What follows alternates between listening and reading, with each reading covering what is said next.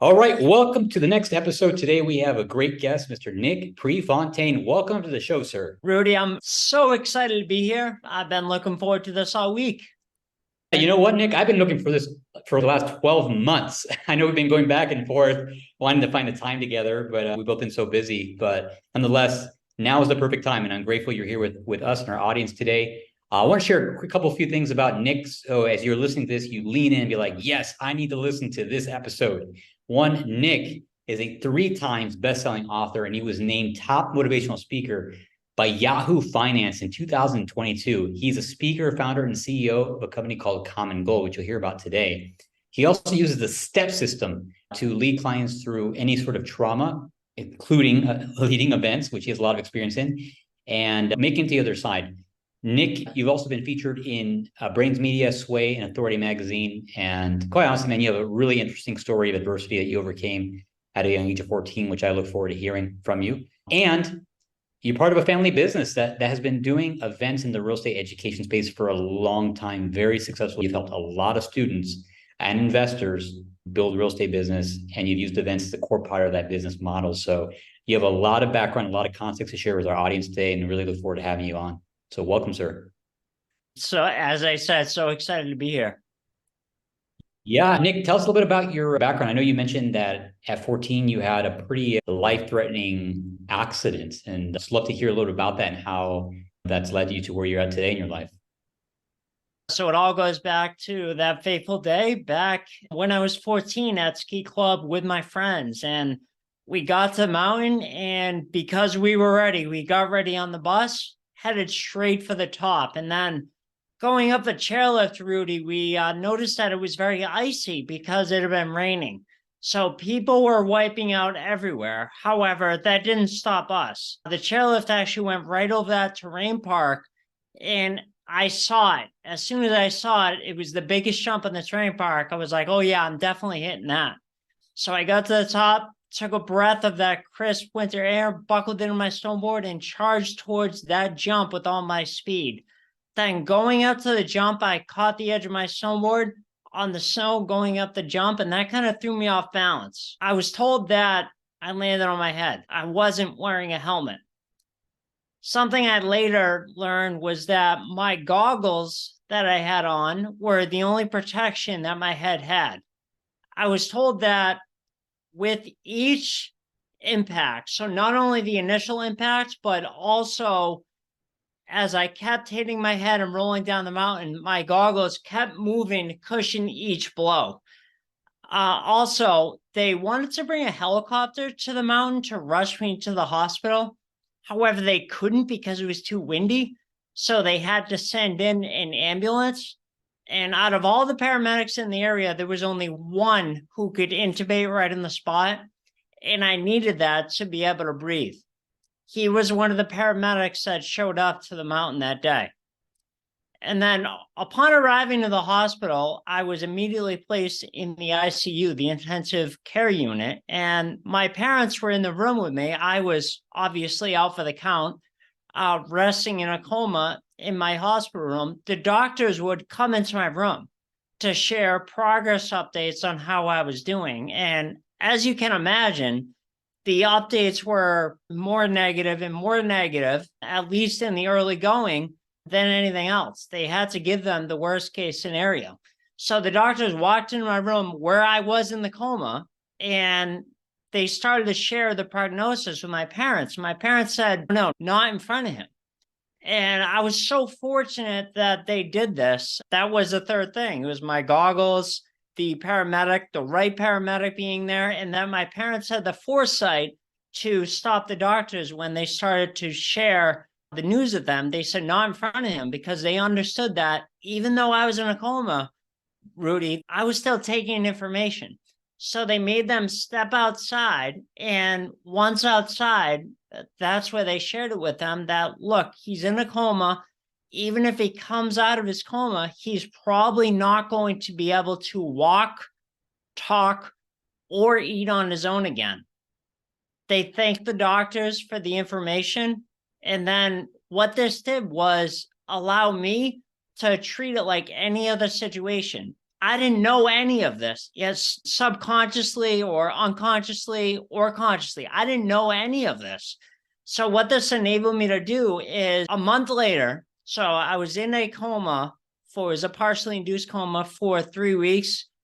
I really don't remember a month. So a month later, as soon as I was able to get my faculties about me and really realize what was going on, it enabled me to get up, do the best I could, and kept getting better every day. And I unknowingly utilized a system to accomplish this. And that's the STEP system. STEP is an acronym that stands for support. And you got to make sure you have your support lined up right at the start. This is going to have you falling back on relationships that you built prior to your setback. And then T is trust. You have to trust that, and I'm just going over really a 10,000 foot view. If anyone's interested at the end, I can give them a way that they can download the STEP ebook for free. But then T of the STEP acronym is trust. Trust that once you've taken your first step, your next step is always going to be available to you.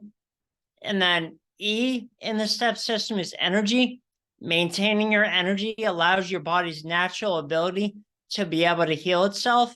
And then finally, P is persistence. Once you've taken your first step, keep getting up every day and taking your next step, no matter how small. By continuing to move forward every day, you are building an unstoppable momentum. Then we all have doubts. So I always like to share this story. During the hospital, it was long days for me. I would have double sessions of physical, occupational, and speech therapy. So at one of my lunches, I remember I was in a wheelchair with my mom, who was with me. She's part of my support system every day. And I was looking around at the situation. I just couldn't figure it out. And I turned to her and I said, Mom, am I ever going to be able to walk again? She didn't even hesitate. She said, Of course you are. That's what we're doing here. So you can get everything back and we can go home. And this allowed me, Rudy, to keep moving forward. And the reason I bring this up, we all have doubts. People hear my story and they're like, oh, easy for you. You got in an accident and you ended up running out of the hospital. Not easy for me. Of course, I'm human, just like anyone else. I have doubt. I had doubts then. Look, I'm human now. I'm not a robot. I continue to have doubts.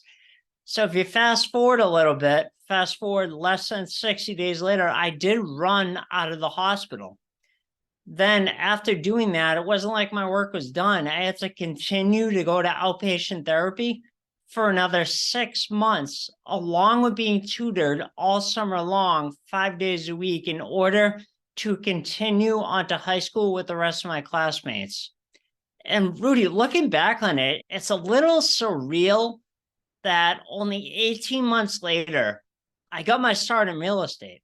So you can probably relate to this. When you're younger, time is compressed.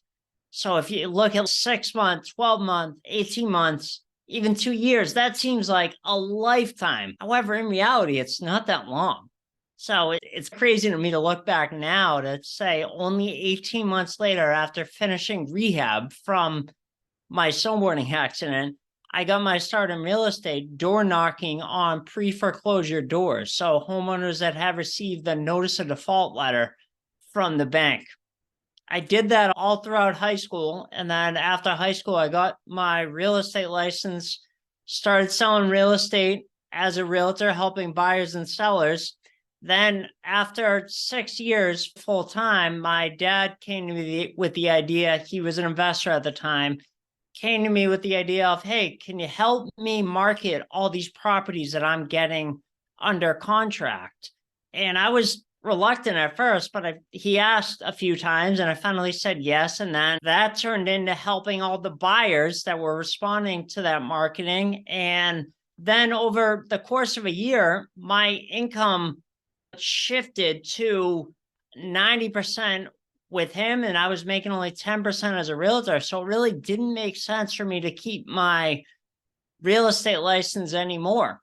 Then that led me to what I'm doing today, which is working with people that are going through a life challenge or a trauma, helping them get through to the other side and to be able to thrive with the rest of their lives. So I've always had this voice in the back of my head that's been telling me whatever I'm doing, no matter how successful I'm being, you really have to be speaking, telling your story from stage and helping others that are going through a traumatic event get through to the other side and thrive with the rest of their lives. And I've always naturally gravitated towards that. I've always naturally done it. Over the past few years, my work with my mentor, Trisha, has really helped me to start and launch my company, Common Goal, where that's exactly what we're doing. So with that, I will take my step down off my soapbox. And if you have any questions, feel free, fire away. Thank you, Nick, for sharing that, man. I appreciate you sharing your experience with your snowboard accident at 14 and not knowing in the hospital if you were going to live or not. And thankfully, you had that support around you to take care of you and make sure that you knew that you were going to live. At least you believed you were. And in 3 weeks after being in a coma, finally coming out of that, and then eventually 18 months later, hitting the ground running, literally, with knocking on doors and getting into your real estate career, which I know that you've had a very successful career in real estate, and now helping others with the same process that you realize that you've gone through yourself, the STEP method. So support, trust, energy, and persistence. That's what I wrote down as the STEP method. Nick, how do you feel that our audience, who are event leaders, and I know you and your family have done several events, how do you feel that that the STEP system applies to them as an event leader? Some of the common challenges that event leaders have: hey, getting butts in seats, getting people to show up, getting people to engage, getting people to buy their next program or enroll in the next thing. Like, how do you feel the STEP system can address some of those challenges that event leaders face? Sure. We still feel that we feel this way to this day. And that's that whenever you're starting a new venture, whether it's a new event that you're building towards, or you're launching a new business like I've done myself, or you're going through any kind of life challenge, you want to make sure you get your support lined up right from the start. That can be connecting with mentors. In my case, I've done that in several instances, connected with a mentor who's been there before, who's done what I want to achieve. And then once you get that mentor, that coach, following them to the letter of the law, what they're saying you should do, just lockstep, everything they're saying, you want to be following that. And then once you get that support lined up, now it's not only the mentor or the coach, but it's also all the other staff, because you can't run an event on your own. You're going to need to get all of your other support staff on board and lined up right from the start. So that's the most important thing. And since we've developed this STEP system, this is something that I've unknowingly used to really conquer anything and accomplish anything in my life. I've unconsciously done it. And it really wasn't until a mentor pointed it out to me. She said, all right, so you ran out of the hospital after your snowboarding accident and being in a coma. How? And I said, I don't know. I just got up and did it. And she goes, yeah, that's not good enough. How? And she kept asking me. I think she went 7 or 9 layers deep, finally to the point where I was like, I don't know. This is frustrating. However, once she was able to pull it out of me, and that's what we teach now, the STEP system, I really am able to apply it to anything in my life. And with event leaders, it's no different. So once you get your support lined up right from the start, you're more apt to trust that your next step is always going to be available to you. And this comes up with anything. So a lot of people have trouble getting started and they don't know where to start. However, it's always available if you're looking for it.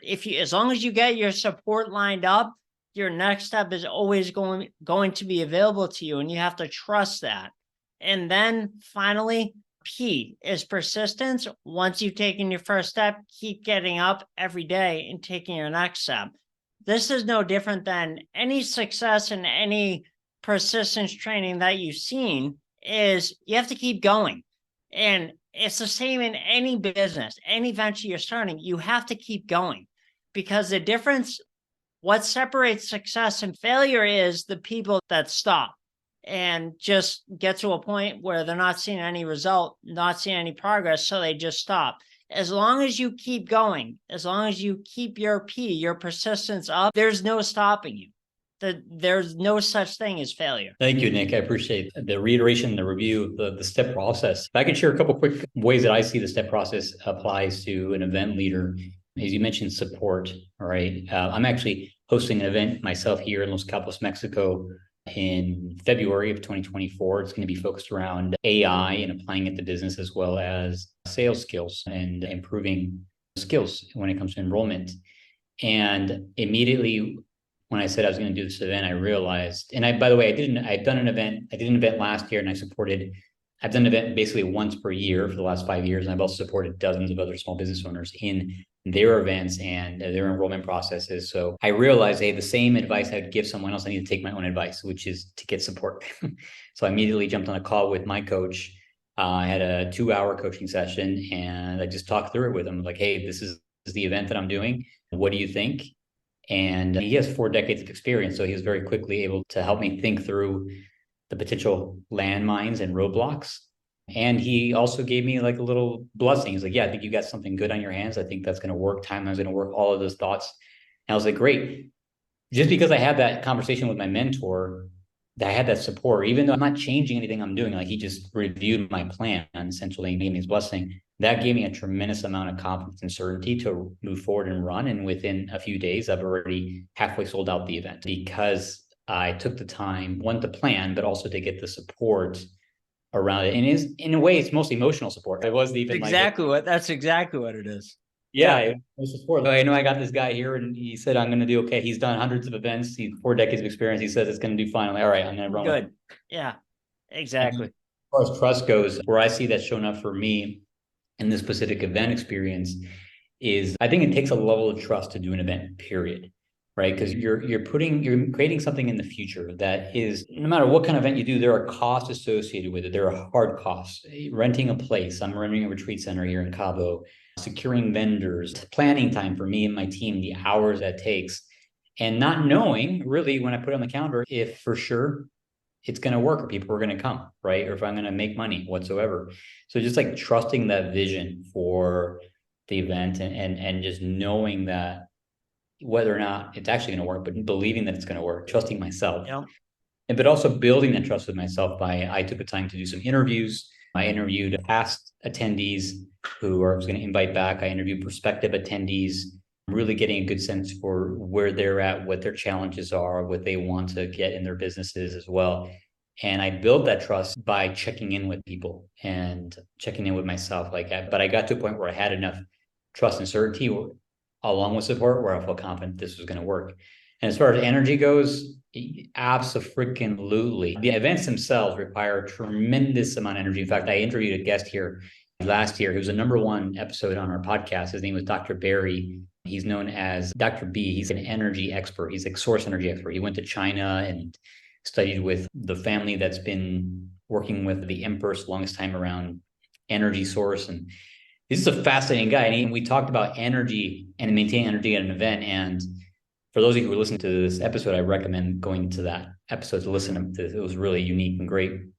But this idea of it's important, you got to keep the energy up, especially when it comes to doing an event, especially before, during, and even after the event. I would actually say this is probably maybe the most important thing when it comes to an event. Once you have the event in motion, it's like, what do I need to do to keep the energy up? Because I believe an event essentially is a transference of energy. It's my energy and my vision being transferred to other human beings, raising their energy and their awareness and consciousness and skill set. So maintaining energy, I can see that at play with this upcoming event. And persistence. Absolutely. I'm 2 months and a couple of weeks away from the event now, but I know that, hey, every single day I need to do something to promote the event, to plan the event, to prepare for the event. Because if I don't, it's going to creep up on me. It's going to be a couple of weeks prior and I'm going to be freaking out. But no, I know that as long as I persistently take action towards it on a daily basis, it's nothing to worry about, right? It's all going to come together. So that's how I can see the step method in my own life and also with an event that I also have coming up. Any comments on that? Absolutely. No, I just love it. And the reason when you were telling me okay, so you asked me how I see this applying, the 3 things that I see the step system applying for event leaders.